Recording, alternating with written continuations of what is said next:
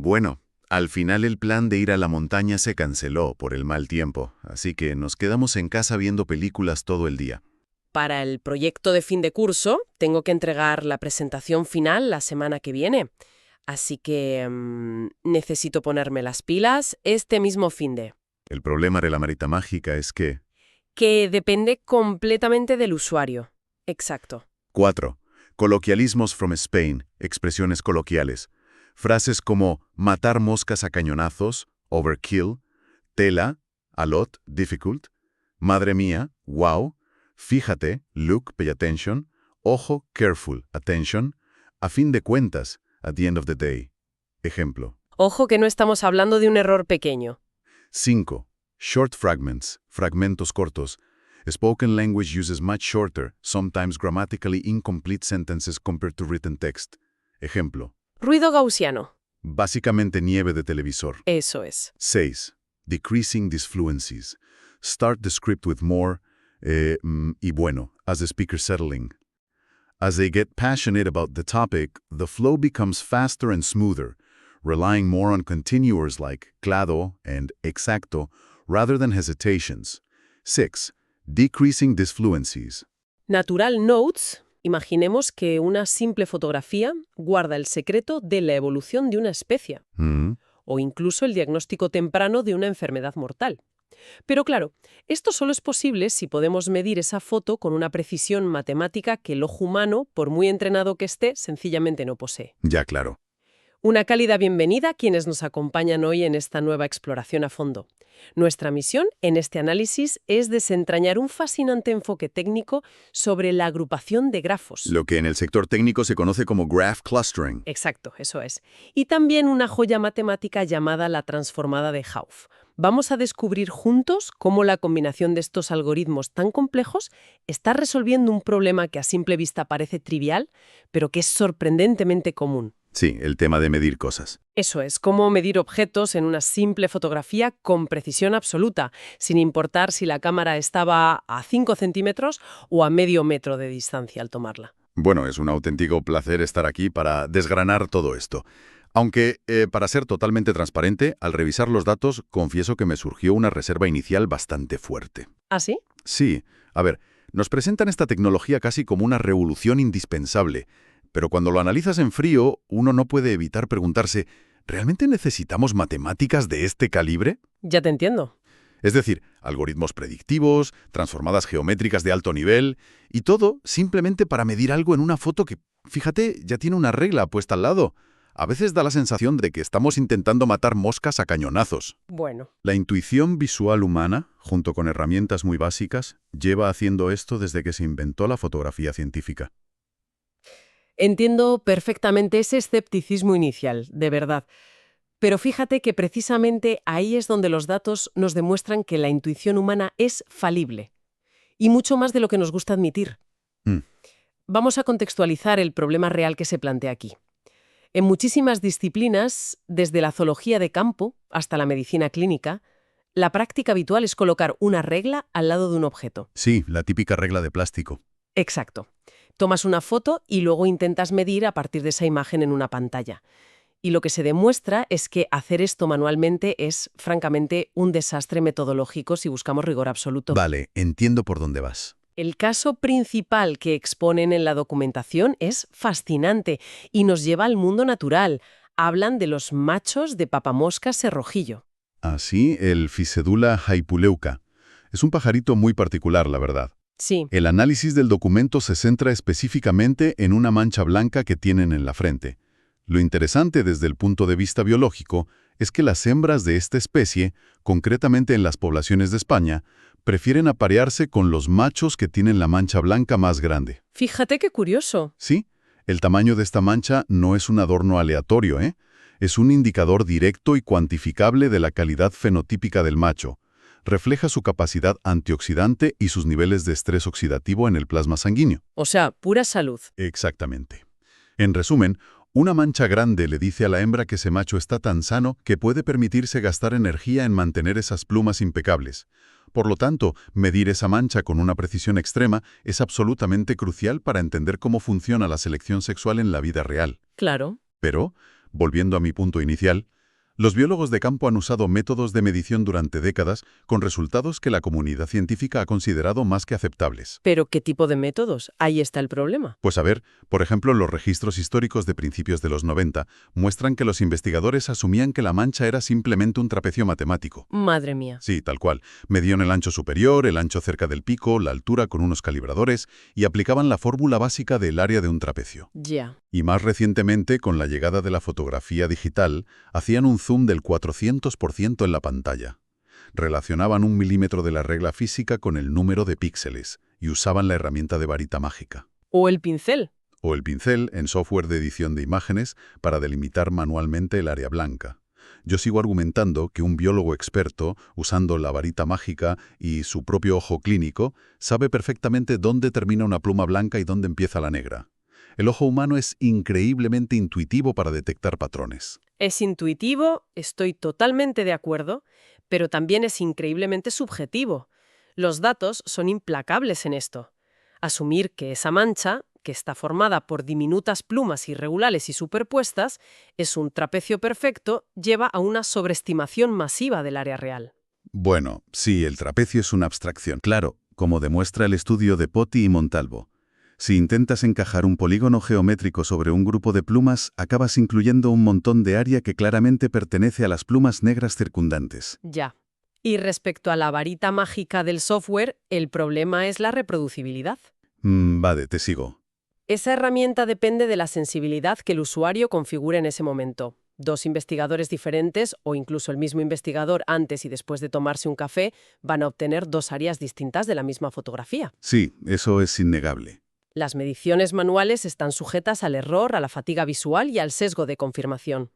Por eso, para entender un fenómeno evolutivo tan sutil, donde 1 milímetro cuadrado marca la diferencia entre reproducirse o no, se propone una solución matemática radical. La segmentación por teoría de grafos. Exactamente. Vale, entremos en la teoría de grafos porque aquí es donde la complejidad se dispara bastante. Sí, y tanto. En lugar de depender de que un humano haga clic con el ratón, el algoritmo convierte toda la fotografía en un inmenso grafo. Para visualizarlo sin jerga técnica, imaginemos que la imagen es como una gigantesca red social. Ajá. Cada píxel individual de la foto es una persona en esta red.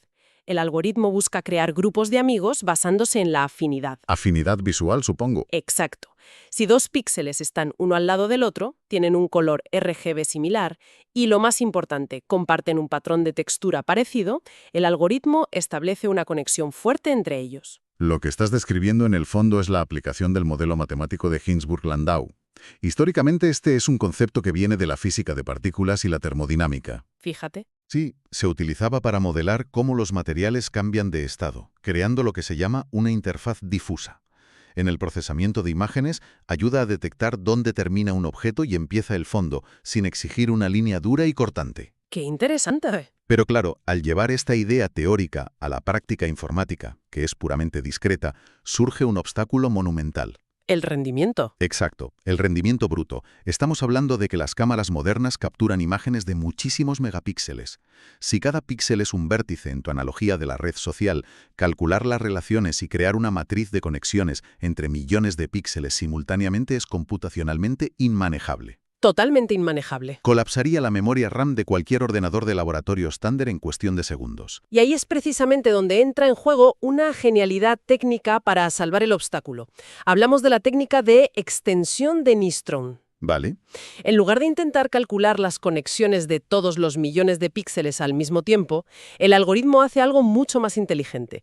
Siguiendo con la analogía de la red social, la extensión de Nystrom es como realizar una encuesta política muy precisa. No le preguntas a los millones de usuarios, tomas una muestra aleatoria, pequeña. En este caso, se reduce un poco la resolución inicial y se toman apenas entre 150 y 200 píxeles clave. O sea, una fracción minúscula. Minúscula, sí. Analizan a fondo las conexiones de esta pequeña muestra y a partir de ahí, las matemáticas permiten predecir con una precisión asombrosa cómo se agrupará el resto de la inmensa red. A ver, aquí mi escepticismo práctico vuelve a aflorar un poco. Dime. Y creo que con motivo. Si estamos diciendo que las mediciones manuales son malas por sus imprecisiones y la solución es usar aproximaciones estadísticas, Ajá. tomando muestras aleatorias de 200 píxeles para adivinar el resto, No estamos simplemente cambiando de collar al mismo perro. Entiendo tu punto. Pasamos de un error humano subjetivo a introducir un error informático estadístico. Si el algoritmo intenta adivinar los bordes basándose en una fracción diminuta de la información, los contornos críticos de la mancha del pájaro podrían calcularse fatal. Es una duda totalmente lógica. De hecho, es la primera pregunta que cualquier científico se haría ante este método. Pero los desarrolladores anticiparon exactamente esa crítica y la sometieron a una prueba de estrés brutal. La prueba de robustez al ruido. Les inyectaron intencionalmente lo que se conoce como ruido gaussiano. Básicamente corrompieron la imagen a propósito. Exactamente. Llenaron la imagen de estática visual, como la nieve de los televisores antiguos, distorsionando los colores y los bordes severamente. Cualquier varita mágica de Photoshop se habría vuelto loca ahí mismo. Sí, eso seguro. ¿Y sabes cuál fue el resultado? El algoritmo de grafos logró segmentar la mancha blanca del ave casi a la perfección a pesar de la inmensa cantidad de ruido. Increíble. ¿Y por qué? Porque, a diferencia de los métodos simples, este modelo no solo mira el brillo de un píxel, sino que analiza la textura de todo el vecindario de píxeles y lo compara con pequeños diccionarios visuales. Es capaz de discernir el patrón de una pluma blanca incluso a través de la estática. Claro. Lo cual nos lleva a la comparación inevitable con los estándares de la industria. Porque métodos matemáticos de segmentación ya existían, como el famoso modelo de Chambese, Sí. o los contornos activos. Son clásicos en la visión por ordenador. Y fíjate qué revelador es esto. Cuando intentaron usar esos modelos clásicos para medir la mancha del pájaro, fracasaron estrepitosamente. Ya, no me sorprende. El modelo de Chambese, por ejemplo, es fantástico si quieres recortar un círculo negro sobre un fondo blanco, porque busca bordes claros y definidos por contraste. Pero la naturaleza no tiene bordes claros. Desde luego que no. Las plumas de un pájaro tienen contornos tremendamente irregulares, se superponen, hay sombras, hay zonas donde el blanco se difumina hacia el gris oscuro. Esa textura fina confunde a las matemáticas tradicionales de detección de bordes. Claro, no saben por dónde cortar. El método de grafos triunfó precisamente por su capacidad de entender esa textura y agrupar los píxeles basándose en ella. Así que llegados a este punto, el algoritmo ya ha logrado aislar y recortar perfectamente los 10.000 píxeles que forman la mancha. Ujú. Pero los topamos con un muro gigantesco. El ordenador ve una forma en la pantalla, pero no tiene ni idea de si eso es del tamaño de una moneda, de un estadio de fútbol o de una bacteria. No tiene contexto de escala. Ninguno. ¿Cómo sabe a qué escala está mirando? Y aquí es donde abandonamos la biología por un momento para adentrarnos de lleno en la geometría con la transformada de Hopf. Eso es. Porque claro, saber que una mancha ocupa 10.000 píxeles no sirve absolutamente de nada si no podemos traducir eso a milímetros cuadrados reales de forma automática. Exacto. La transformada de Hopf no es nueva. Es un método clásico patentado originalmente para reconocer patrones complejos, pero su aplicación aquí es vital. Lo que hace es mapear el espacio normal de la imagen, es decir, lo que vemos en la foto, a un espacio de parámetros matemático auxiliar. Suena muy abstracto. Suena abstracto, sí, pero la idea subyacente es brillante. Cada píxel que el ordenador cree que podría ser parte de un borde, digamos que vota por las posibles líneas geométricas a las que podría pertenecer. Me encanta la idea de los píxeles votando.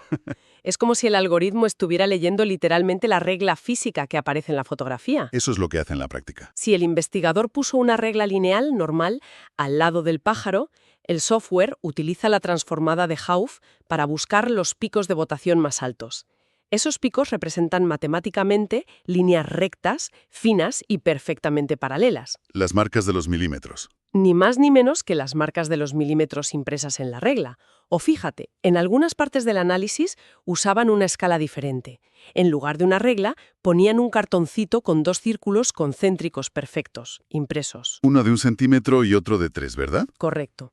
Y la transformada, en ese caso, no busca líneas, sino que busca en su espacio de parámetros formas perfectamente circulares. Bien, permíteme aterrizar esto de nuevo en la realidad del trabajo de campo, Adelante. porque sigo viendo fisuras prácticas en esta parte.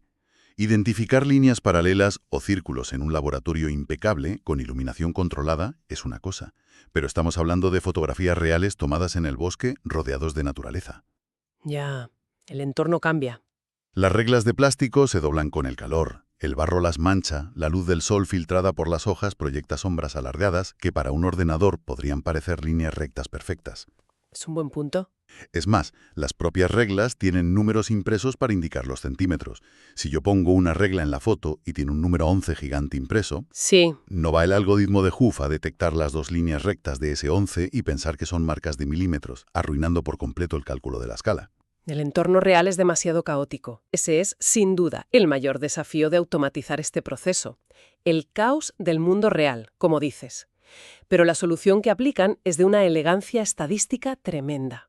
A ver, El algoritmo no funciona a ciegas esperando que todo sea perfecto. Está diseñado para purgar los errores. Detallan minuciosamente cómo eliminan los valores atípicos, los llamados outliers. vale. En primer lugar, utilizan el conocimiento biológico previo. Se sabe, por ejemplo, que el diámetro promedio de la cabeza de estos papamoscas es de alrededor de 1,5 centímetros. Ya. El sistema usa esa pista para decirle a la transformada de Hoof, oye, busca la regla, pero busca en este rango de tamaño aproximado. No busques líneas que estén separadas por metros o por micrómetros. Una especie de ancla de sentido común para la máquina. Exacto, una restricción lógica. Pero para lidiar con el número 11 impreso, la suciedad o las sombras rebeldes que mencionabas, entra la estadística pura. Una vez que la transformada de Hoof detecta todas las posibles líneas en la regla, mide la distancia entre ellas. En una regla normal, la distancia entre las marcas de los milímetros debe ser constante, ¿verdad? Sí, claro. ¿Siempre a 1 milímetro? Así que el algoritmo recopila todas esas distancias y aplica una herramienta llamada el rango intercuartílico, el famoso IQR. Claro, el filtro de cuartiles. Ese mismo. Si alineas todas las distancias de menor a mayor y calculas dónde cae el primero y el tercer cuartil, básicamente estás aislando el 50% central de los datos, el núcleo más consistente. Así es. Todo lo que esté por encima o por debajo de ese intervalo central se descarta. Ya sea la enorme distancia creada por una sombra o el espacio estrecho entre las líneas del número 11, ¡Qué inteligente! se recorta y se descarta matemáticamente como una detección falsa o simple ruido de fondo. Y los resultados de aplicar esto son espectaculares. Logran un margen de error bajísimo en la medición de la escala. ¿De cuánto hablamos? Hablamos de una desviación estándar relativa promedio de alrededor del 11,99% frente a la inmensidad de los píxeles analizados. Eso se traduce en una precisión micrométrica a la hora de calcular la escala real de la imagen. Y lo más crucial de todo, Dime. es un resultado 100% repetible. Da igual quién ejecute el programa, el sesgo humano al medir desaparece por completo. Pues analizando cómo utilizan el rango intercuartínico para estabilizar las lecturas crudas de la transformada de Hoof, debo conceder que es una arquitectura algorítmica muy sólida. ¿Verdad que sí? Sí, resuelve mis dudas sobre el caos del mundo real. Y de hecho, si ampliamos la perspectiva de todo esto, vemos que el esfuerzo titánico de desarrollar esta matemática no es solo un capricho académico para medir pájaros. Para nada. El valor real de esto reside en su aplicabilidad universal. Totalmente. Las ramificaciones de esta tecnología van mucho más allá de la zoología. El análisis se expande hacia áreas verdaderamente críticas, empezando por la medicina clínica, concretamente la dermatología. Ojo que esto es importante. Sí. Hablan de la detección temprana del melanoma, una de las formas más agresivas de cáncer de piel. En las consultas médicas todos conocemos la famosa regla ABCD para evaluar lunares. Asimetría, bordes irregulares, color y la letra D, que es el diámetro. Tradicionalmente, un médico usa una pequeña regla sobre la piel del paciente para ver si el lunar ha crecido entre una visita y otra. Lo cual vuelve a plantear el mismo problema del error humano del que hablábamos antes, pero esta vez con vidas en juego. Exactamente. Detectar a simple vista o con mediciones manuales si un lunar de bordes asimétricos e irregulares ha crecido fracciones de milímetro en 6 meses es algo en lo que el ojo humano, incluso el de un oncólogo brillante, puede fallar. Por supuesto. Con este software, un dermatólogo solo tiene que colocar una pegatina con un patrón geométrico de escala conocida, como los círculos concéntricos de los que hablabas, junto al lunar. Ajá. Se toma la foto. Y la máquina utiliza la teoría de grafos para aislar la lesión, sin importar lo compleja que sea su textura o lo difuminados que estén sus bordes con la piel sana. Luego, la transformada de Hooke lee la pegatina de escala y te da el área exacta en milímetros cuadrados. Es revolucionario.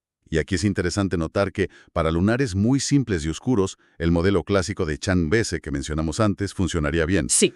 Pero para melanomas reales que tienen variaciones de textura, costras y colores entrelazados, el modelo de Ginzburg-Landau basado en grafos es la única forma de obtener el borde real. Es una precisión clínica que puede adelantar un diagnóstico meses enteros. Y ojo, no solo medicina, también apuntan a la arqueología, Ah, cierto. donde aislar y medir el volumen y desgaste exacto de monedas o fragmentos óseos antiguos frente a un metro graduado es el pan de cada día. O fíjate, la ecología de rastreo. Las huellas de animales. Sí. Imagina analizar fotografías de huellas de ciervo de cola blanca dejadas en el barro o en la nieve. Los bordes de una huella en la nieve se derritan y cambian de textura continuamente. Medir la profundidad y el tamaño exacto de esa huella para catalogar el peso del animal requiere un sistema que entienda la textura del fondo, no solo líneas definidas. Claro.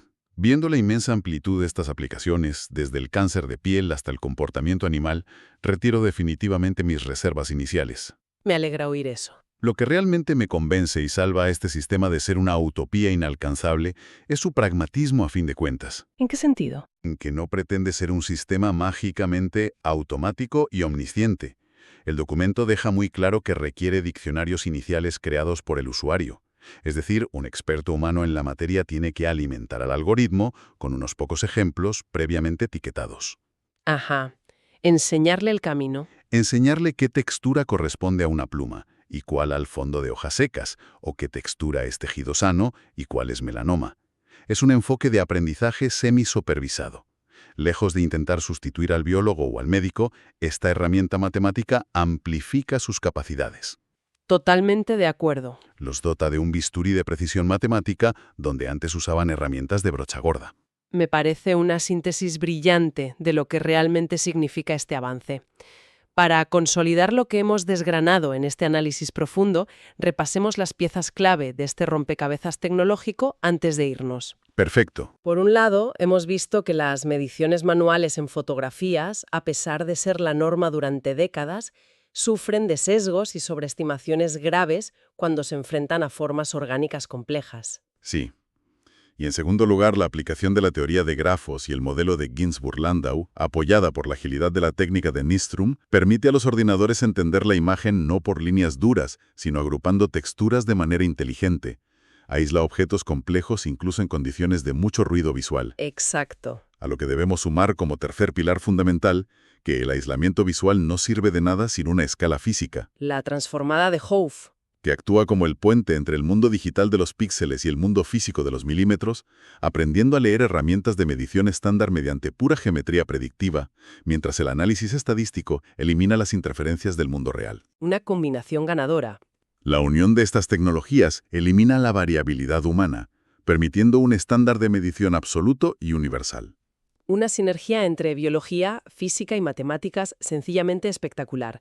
Y antes de cerrar, me gustaría dejar a quienes nos escuchan con una reflexión sobre hacia dónde nos lleva todo esto. A ver, Si hoy estas complejas matemáticas ya son capaces de aprender a medir las formas más caprichosas y caóticas de la naturaleza, utilizando simples fotografías bidimensionales, ¿qué sucederá en un futuro muy cercano cuando integremos estos algoritmos en la óptica de nuestros propios teléfonos móviles o en gafas de realidad aumentada cotidianas?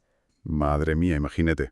Podríamos estar a un paso de que la cámara de un smartphone común, sin hardware adicional, diagnostique la malignidad o evolución de una lesión en la piel en tiempo real con precisión de laboratorio. Ojalá. O que cualquier persona caminando por el bosque pueda catalogar la calidad genética de una especie animal escurridiza con solo mirarla a través de una pantalla. Las posibilidades para democratizar la ciencia ciudadana y revolucionar la salud preventiva son sinceramente inabarcables. Fascinante, ¿de verdad? Con esa idea en mente, nos despedimos por hoy. Agradecemos enormemente el tiempo y la atención de nuestra audiencia en esta inmersión a fondo. Ojalá que a partir de hoy, al mirar una simple fotografía, se vea mucho más que una imagen estática, que se aprecie la compleja danza de píxeles, los grafos invisibles y las asombrosas matemáticas que laten debajo de ella. Muchas gracias por acompañarnos. ¡Hasta la próxima!